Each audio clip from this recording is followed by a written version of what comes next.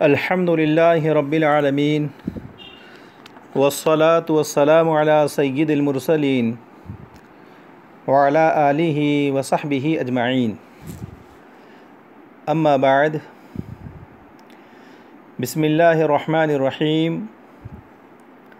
قال ومن اشترى 10 أزرع من 100 ذراع من دار أو حمام فالبيع فاسد عند أبي حنيفة رحمه الله تعالى وقال هو جائز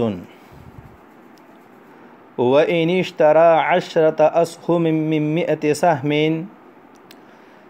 جاز في قولهم جميعا لهما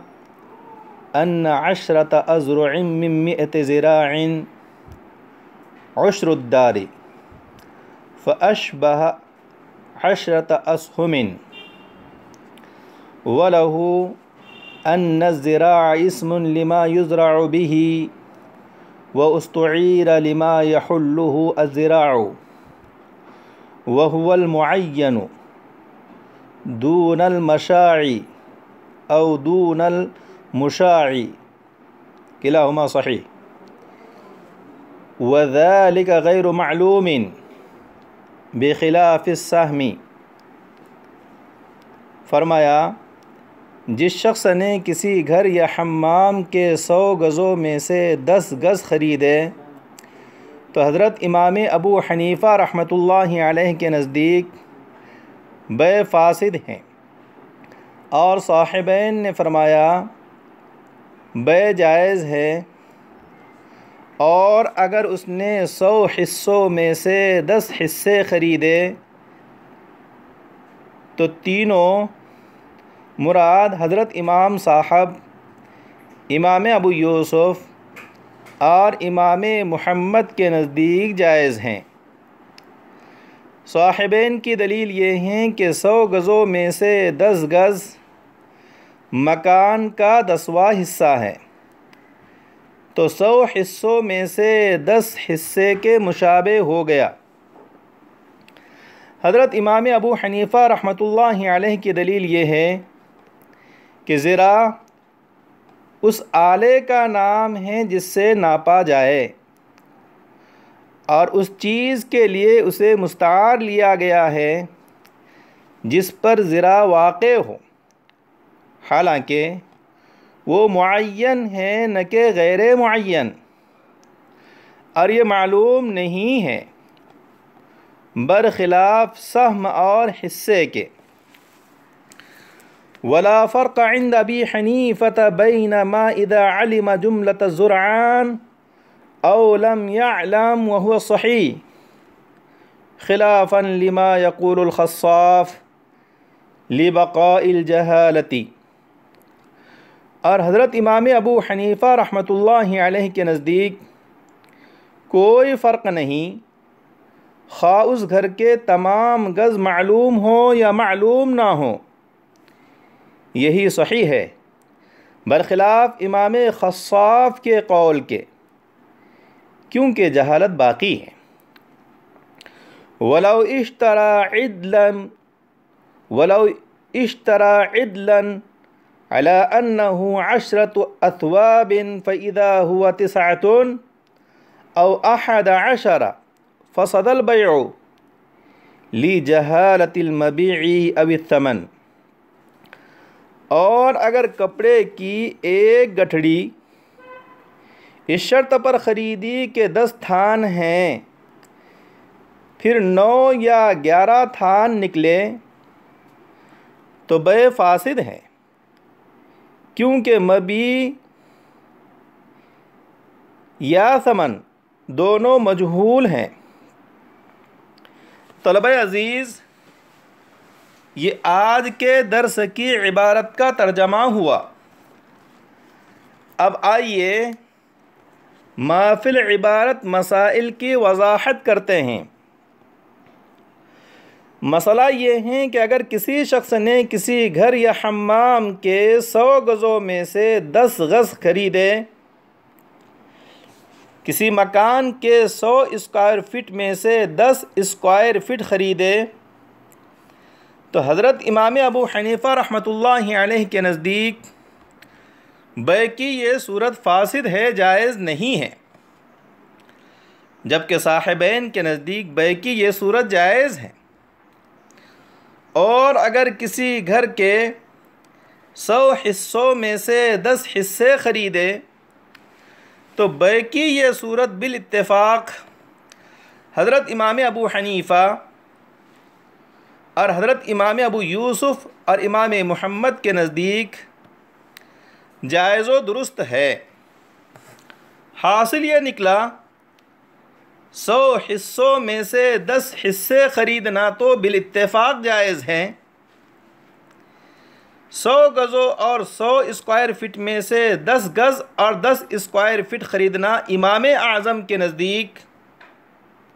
یعنی امام ابو حنیفہ رحمۃ اللہ علیہ کے نزدیک فاسد ہے، جائز نہیں ہے، اور صاحبین کے نزدیک جائز ہے۔ حضرات صاحبین کی دلیل یہ ہے کہ 10 گز اور 10 اسکوائر فٹ مکان کا 10واں حصہ ہے، پس 100 گزوں اور 100 اسکوائر فٹ میں سے 10 گز اور 10 اسکوائر فٹ خریدنا ایسا ہی ہے جیسا کہ 100 حصوں میں سے 10 حصے خریدنا، جو بالاتفاق جائز و درست ہیں۔ لہٰذا 100 گزوں اور 100 اسکوائر فٹ میں سے 100 گزوں اور 100 اسکوائر فٹ میں سے 10 گز اور 10 اسکوائر فٹ خریدنا بھی جائز ہوگا۔ حضرت امام اعظم امام ابو حنیفہ رحمۃ اللہ علیہ کی دلیل یہ ہے کہ زرا اس آلے اور پیمانے کا نام ہے جس سے کسی شے کو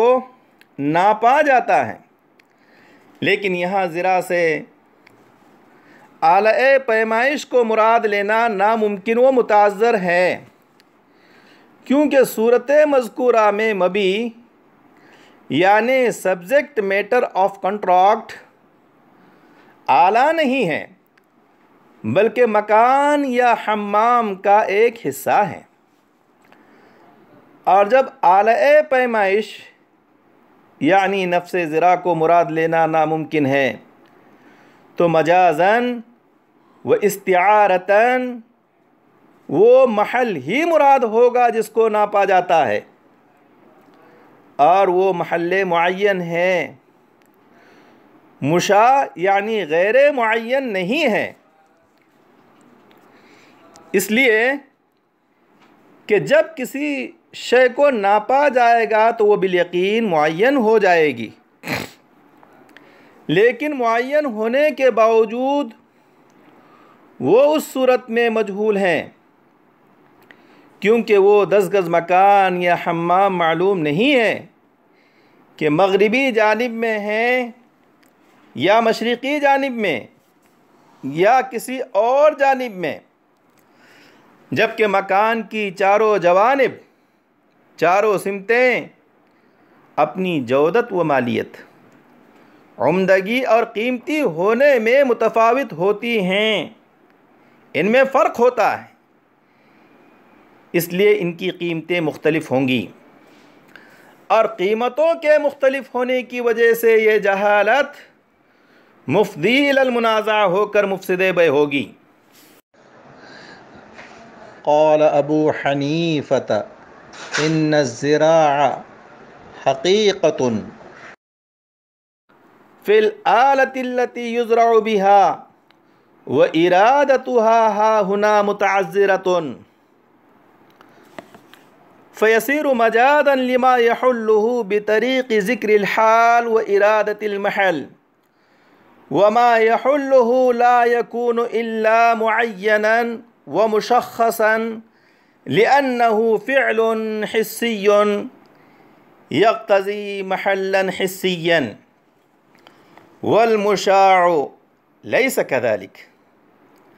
فما يحله لا يكون مشاعا فلا يستعمل فيه الذراع لعدم مجوز المجاز۔ برخلاف 100 حصوں میں سے 10 حصے خریدنے کے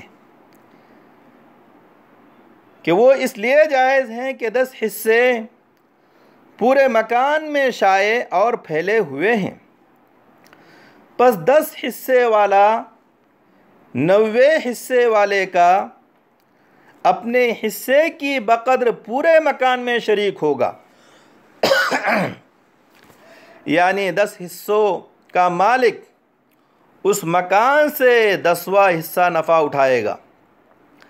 اور 90 حصوں کے مالک شخص کو یہ اختیار نہیں ہوگا کہ وہ 10 حصوں کے مالک کو کسی ایک جگہ مقرر کر کے دے دیں۔ بہرحال جب 10 حصوں کا مالک پورے مکان میں 10ویں حصے کا شریک ہے تو اس صورت میں گرچہ جہالت پائی گئی، لیکن یہ ایسی جہالت نہیں ہے جو مفضی الی المنازعہ ہو، کیونکہ جھگڑا اس وقت پیدا ہوتا ہے جب مکان کی تقسیم ہوتی ہے، اور یہاں صورت یہ ہے کہ 10 حصوں والا شخص فقط 10واں حصہ نفع کا شریک ہے۔ اس تفصیل سے یہ امر واضح ہو گیا کہ 100 گزوں میں سے 10 گزوں کی بے میں ایسی جہالت ہے، 100 گزوں میں سے 10 گزوں کی بے میں ایسی جہالت ہے جو مفضی الی المنازعہ ہے، اور 100 حصوں میں سے 10 حصوں کی بے میں ایسی جہالت نہیں ہے جو مفضی الی المنازعہ ہو۔ پس اس فرق کے ساتھ ایک کو دوسرے پر قیاس کرنا قیاس مع الفارق ہے، جو درست نہیں ہے۔ عبارت ولا فرق عند ابی حنیفۃ بین ما اذا علم جملۃ الزرعان او لم يعلم سے صاحب ہدایہ یہ بیان فرما رہے ہیں کہ مکان کے تمام گزوں کا علم ہو یا تمام گزوں کا علم نہ ہو، دونوں صورتوں میں حکم یکساں ہے، یعنی بے فاسد ہے، جائز نہیں ہے۔ حضرت امام ابو حنیفہ رحمۃ اللہ علیہ کے نزدیک علم کی صورت یہ ہے کہ مشتری و بائر نے کہا میں نے اس مکان کے 100 گزوں میں سے 10 گز خریدے، اور بائع و سیلر نے کہا میں نے اس مکان کے 100 گزوں میں سے 10 گز فروخت کیے، اور عدم علم کی صورت یہ ہوگی کہ مشتری و بائر یہ کہے کہ میں نے اس مکان کے 10 گز خریدے، اور بائع و سیلر یہ کہے کہ میں نے اس مکان کے 10 گز فروخت کیے۔ حضرت امام ابو حنیفہ رحمۃ اللہ علیہ کے نزدیک بے کے جائز نہ ہونے کی وجہ یہ ہے کہ 10 گز ان دونوں صورتوں میں مجہول ہیں، اور مبیع کا مجہول ہونا سبجیکٹ میٹر آف کنٹریکٹ کا معلوم نہ ہونا جواز بے کے لیے مانع ہے۔ لیکن امام خصاف یہ فرماتے ہیں کہ بے کی اس صورت میں تمام گزوں کا علم نہ ہو تو امام ابو حنیفہ کے نزدیک بے فاسد ہیں، اور اگر تمام گزوں کا علم ہو، مثلاً بائع کہے میں نے اس مکان کے 100 گزوں میں سے 10 گز فروخت کیے، اور مشتری کہے میں نے اس مکان کے 100 گزوں میں سے 10 گز خریدے، تو بے جائز ہوگی، فاسد نہیں ہوگی۔ لیکن قول اول یعنی تمام گزوں کا علم ہو یا نہ ہو، امام کے نزدیک بے فاسد ہے، یہی قول صحیح ہے۔ آگے کی عبارت ولو اشترى عدلا على أنه 10 أثواب فإذا هو 9 أو 11 فسد البيع لجهالة المبيع أو الثمن۔ اس عبارت میں یہ مسئلہ بیان کیا گیا کہ اگر کسی شخص نے کپڑوں کی ایک گٹھڑی اس شرط پر خریدی کہ اس میں 10 تھان ہیں، اور 10 درہم کے عوض خریدی، مگر ہر تھان کا ثمن علیحدہ علیحدہ بیان نہیں کیا گیا۔ پھر گٹھڑی کھول کر دیکھی گئی تو اس میں 9 تھان یا 11 تھان نکلے۔ پس ان دونوں صورتوں میں، یعنی کم نکل آنے اور زیادہ نکل آنے کی صورتوں میں بے فاسد ہے، کیونکہ 9 تھان نکل آنے کی صورت میں ثمن مجہول ہے اور 11 تھان نکل آنے کی صورت میں مبی مجہول ہیں۔ 9 تھان نکل آنے کی صورت میں ثمن یعنی ایگریٹ پرائز اس لیے مجہول ہے کہ 1 تھان غائب ہے، اس کا ثمن کم کرنا ہے، لیکن اس 1 تھان کا ثمن مجہول ہے کیونکہ ہر تھان کا ثمن علیحدہ علیحدہ ذکر نہیں کیا گیا، اس لیے پورا ثمن یعنی 10 درہم تمام تھانوں پر بے اعتبار قیمت منقسم ہوگا،